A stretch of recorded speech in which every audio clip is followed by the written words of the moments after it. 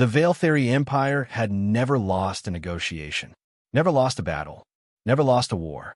In 4,000 years, not once.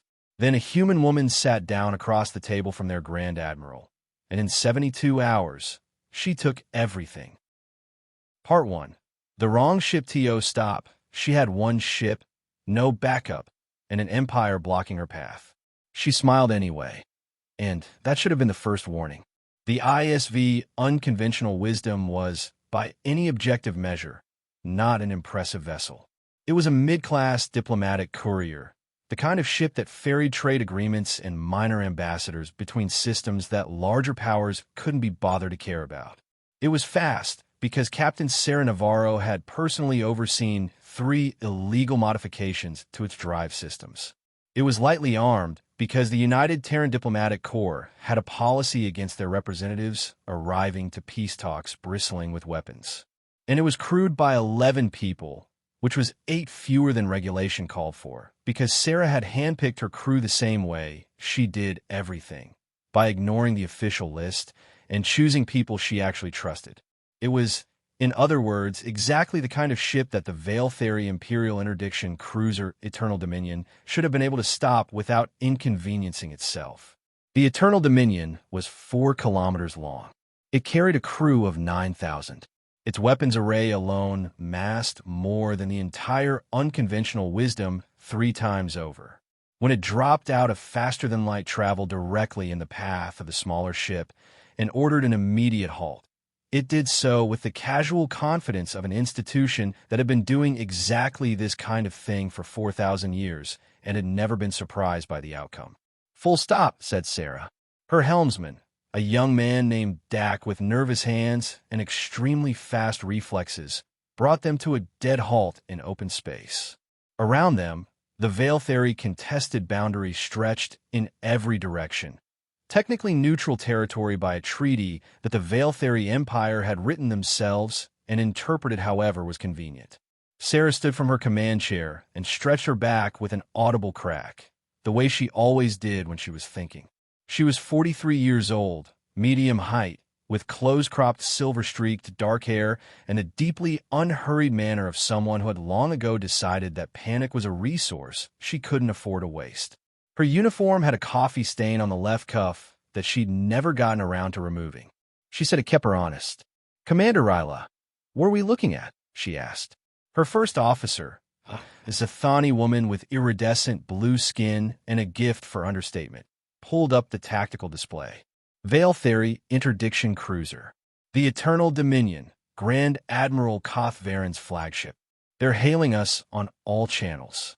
She paused. Commander Navarro, Grand Admiral Koth Varen commands the entire Vaelthari Western Expansion Fleet. He has approximately 400 warships within 2 light hours of this position. "I know who he is," Sera said pleasantly. "He's considered the greatest military mind in the Vaelthari Empire." "I know that too." She straightened her jacket and studied the view screen, where the massive shadow of the Eternal Dominion eclipsed a good portion of a nearby star. "Put him through." The screen filled with Grand Admiral Koth Varen, and there was no other word for it, magnificent in the way that only 4,000 years of unbroken aristocratic military tradition could produce. 8 feet tall, covered in the dark blue-black scales of the Vaelthari ruling caste, dressed in armor that was purely ceremonial and somehow more threatening for it. He had the kind of face that had been painted on warship prows to intimidate enemies, and it worked even through a view screen. He looked at Sera Navarro the way something very large and very old looks at something small that has wandered into its territory. "Human vessel," he said, in conclave standard with a Vaelthari accent that made the words sound like stones falling into deep water. "You are in violation of Imperial Transit Ordinance 7. You will submit to boarding and inspection, surrender your diplomatic credentials for review, and await the judgment of the Empire." Sera looked at him for a moment. "Good morning, Grand Admiral," she said warmly. "I'm Captain Sera Navarro, United Terran Diplomatic Corps. I'm carrying a formal trade negotiation proposal from the Terran government to the Vaelthari colonial governor on Sethar Prime. Under Conclave Treaty Provision 14, Diplomatic couriers operating under sanctioned mission status are exempt from interdiction in contested boundary space. She smiled pleasantly. I'd be delighted to provide our mission documentation. Grand Admiral Kothvaren looked at her the way the ocean looks at a rock it's about to go over. Provision 14, he said, was suspended by imperial decree 12 days ago. Fascinating, said Sera. Could you forward me a copy of that decree? We haven't received notification through official conclave channels, which I believe is required under Article 3 of the same treaty framework. She tilted her head. I'd hate for either of us to be operating on incomplete information. There was a pause. It was a short pause, perhaps 2 seconds, but on the bridge of the eternal dominion, in the memory of everyone who witnessed it, it would later be described as the moment when things stopped being routine. You will submit to boarding, Kothvaren said, or you'll be disabled by force. Sera nodded slowly, as if he'd said something genuinely reasonable. Of course, Grand Admiral, she said. I just need to log this interaction in our official diplomatic record and transmit a copy to Conclave Central. Standard procedure. Shouldn't take more than, she glanced at her comm officer, a small woman named Pritt who was already, following standing orders, transmitting the full recorded interaction on 14 simultaneous channels, about 40 seconds. She looked back at the screen. All done. Now, then, I believe you mentioned boarding. Part 2. The Art of the Impossible Position. The Grand Admiral had 400 warships. Sera Navarro had something far more dangerous, a complete understanding of exactly what he was afraid of. They were brought aboard the Eternal Dominion with all the ceremony of prisoners, which was fine. Sera had expected that. She had, in fact, planned specifically for it. She was escorted through corridors of dark Vaelthari, stone metal, past honor guards in ceremonial armor, through 3 security checkpoints that scanned for weapons, biological agents, electronic interference devices, and 17 other categories of threat. They found nothing because there was nothing to find. What they didn't scan for, what it had apparently never occurred to them scan for, was a person who had spent 11 years studying every publicly available document about Vaelthari imperial law, trade policy, political structure, military doctrine, and the specific personal history and career vulnerabilities of Grand Admiral Kothvaren. They brought her to the Grand Admiral's command chamber, which was exactly as imposing as designed. Vaulted ceilings, walls engraved with 4,000 years of military victories, and Kothvaren himself enthroned at the far end, like the physical embodiment of imperial certainty. Sera walked in, looked around with what appeared to be genuine appreciation, and said, "What a beautiful room." Kothvaren stared at her. "You are being detained under imperial authority," he said. "Your vessel has been impounded. Your crew will be held pending investigation of your mission credentials." He leaned forward. "In 4,000 years, no entity has violated imperial transit law," and simply walked away. "I want you to understand that." "I appreciate you saying so," Sera said. She accepted the chair an aide nervously offered her and sat down with the ease of someone at a comfortable dinner. "Grand Admiral, I want to be fully transparent with you. I think that's the only way this conversation is going to be productive." He said nothing. She continued, "Your empire suspended Provision 14 as a pretext to intercept our vessel specifically. Not because of a general policy change. Your decree, which I've now had time to review, was issued 8 days after the Terran government filed our mission registration with the Conclave. The timing is not ambiguous." She crossed her hands in her lap.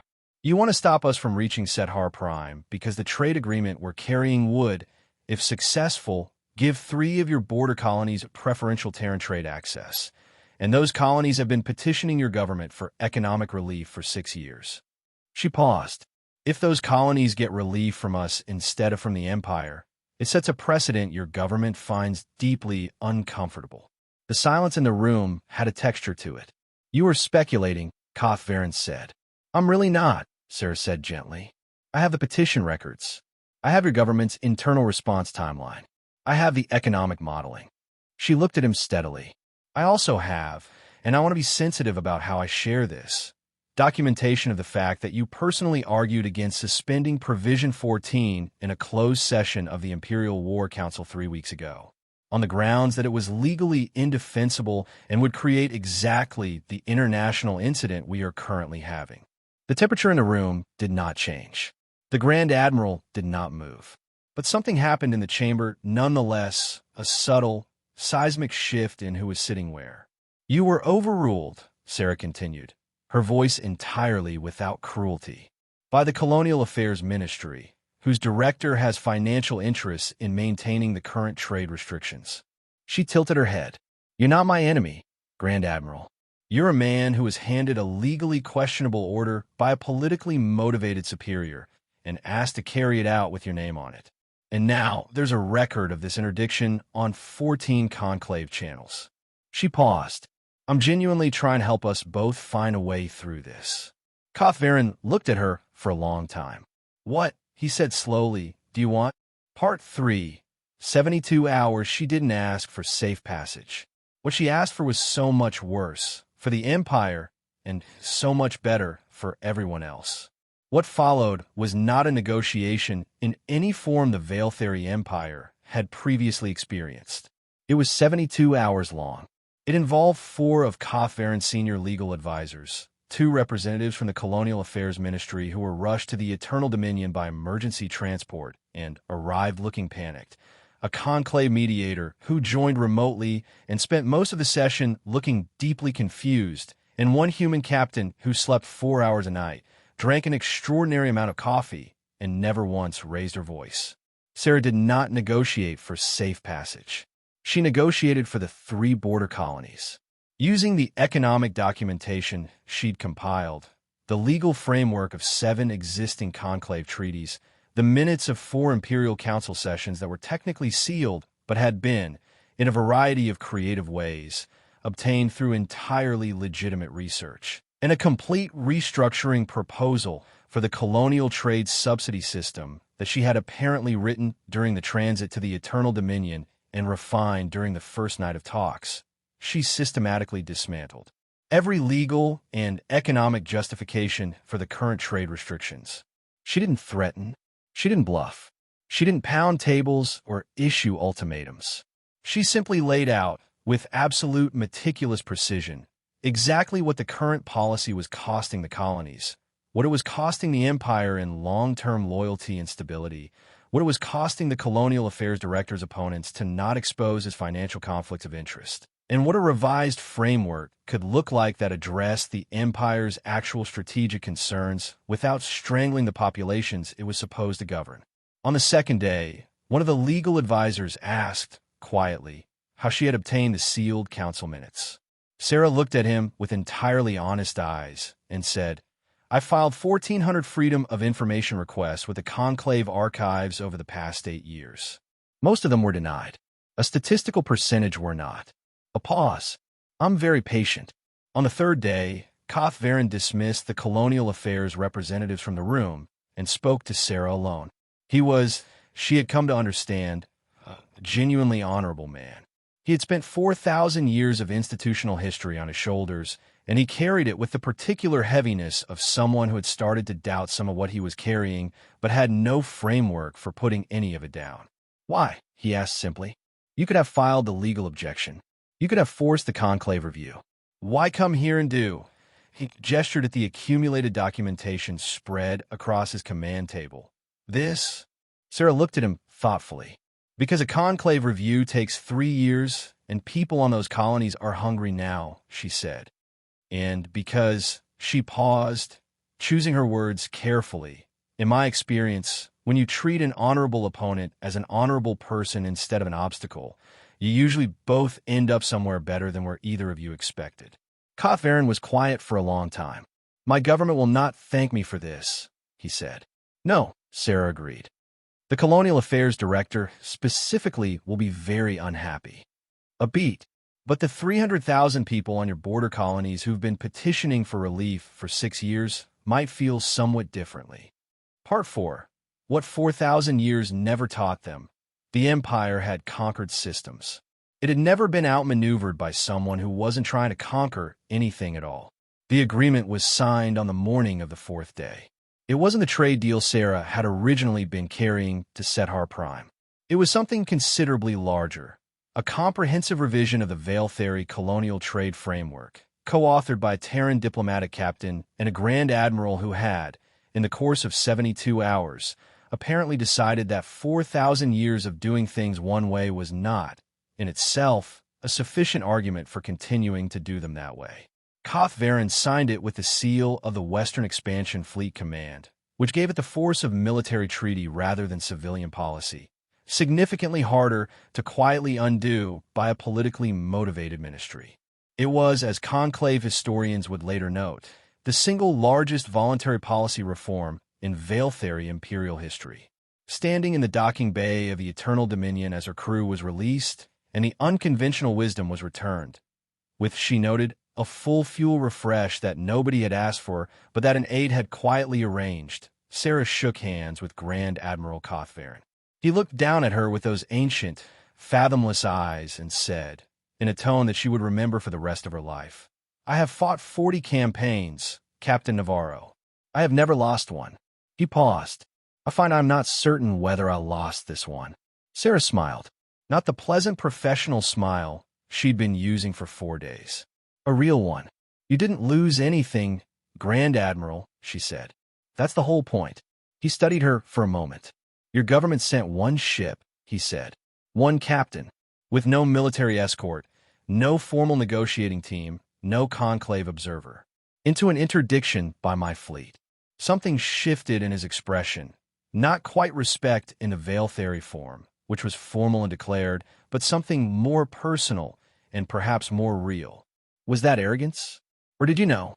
I knew that your fleet commander was a person of genuine integrity who had been handed a bad order," Sera said simply. "The rest was just preparation." She picked up her bag from the deck. "If I'd been wrong about you, we'd have had a much less pleasant week." "And if I had simply refused," he asked, "ignored the legal exposure, ignored the documentation, simply used force?" Sera looked at him steadily. "Then the conclave review would have taken 3 years, yes," she said, "and the documentation would have been very public, and the Colonial Affairs Director's financial conflicts would have been very thoroughly examined." A pause. "And the 300,000 people on your border colonies would still have been hungry." She shouldered her bag. "But I try not to plan for the version of a person that's worse than they actually are. It tends to become a self-fulfilling prophecy." Koth-Varen was quiet for a moment. Then he did something that his aide, standing 3 feet away, had never seen him do in 30 years of service. He laughed. It was a short sound and somewhat rusty, like a mechanism that hadn't been used in a long time. But it was genuine. "For 1,000 years," he said, almost to himself, "and no one ever tried that." On the bridge of the unconventional wisdom, as they cleared the interdiction zone and Dak nervously but skillfully powered up the drive for the jump to Sethar Prime, Commander Ryla appeared at Sera's shoulder. "The Colonial Affairs Director is going to be furious," she said. "Almost certainly," Sera agreed. "And the Terran Diplomatic Corps is going to ask how you managed to exceed your mission parameters by approximately 400%. I'll file a report." Sera settled into her command chair. "In a lot of detail. I find that very detailed reports contain the answers to most questions before they're asked." Ryla looked out at the stars. "Captain, how did you know he'd listen?" Sera was quiet for a moment. "I didn't," she said. "But I knew the situation he was in. And I knew that most people, when someone treats them like the best version of themselves instead of the worst," she leaned back, looking at the jump coordinates appearing on the forward display, "tend to at least try to be it." The unconventional wisdom jumped to faster than light. Behind it, on the bridge of the Eternal Dominion, Grand Admiral Koth-Varen stood at his viewport for a long time, watching the place where a very small ship had been. Then he turned to his senior staff and began issuing orders, not the ones his government had sent him to give, but the ones that needed to be given, the ones that had needed to be given for 6 years, the ones that 4,000 years of institutional momentum had simply never quite gotten around to. It would, he knew, cost him politically. It would, he suspected, be completely worth it. In the corridors of power across the Vaelthari Empire, in the offices of ministry directors and trade administrators who had built comfortable careers on a system that ground slowly and served the few. There would be a morning in the very near future that began with paperwork they hadn't expected and questions they hadn't prepared for. And in 3 border colonies where children had gone to sleep uncertain and hungry for 6 years, there would be, slowly, imperfectly, with all the complicated friction of real change in a real bureaucracy, something better. It hadn't taken a war. It hadn't taken a threat. It hadn't taken an ultimatum or a fleet or a single weapon charged. It had taken one woman, 11 years of patient preparation, 4 days of conversation, and a simple, radical decision to treat an opponent's best self as the one she was talking to. The unconventional wisdom sailed on through the dark. Somewhere behind it, 4,000 years of history had shifted, not with a bang, not with a battle, but with the quiet, unstoppable weight of someone who had done her homework, believed in people, and refused with absolute stubborn human conviction to plan for failure. She had no fleet, no army, no leverage, just the truth, a plan, and an unshakable belief that even the most powerful empire is made of people. And people can change. If this story reminded you what humanity is actually capable of, subscribe. Because we're just getting started.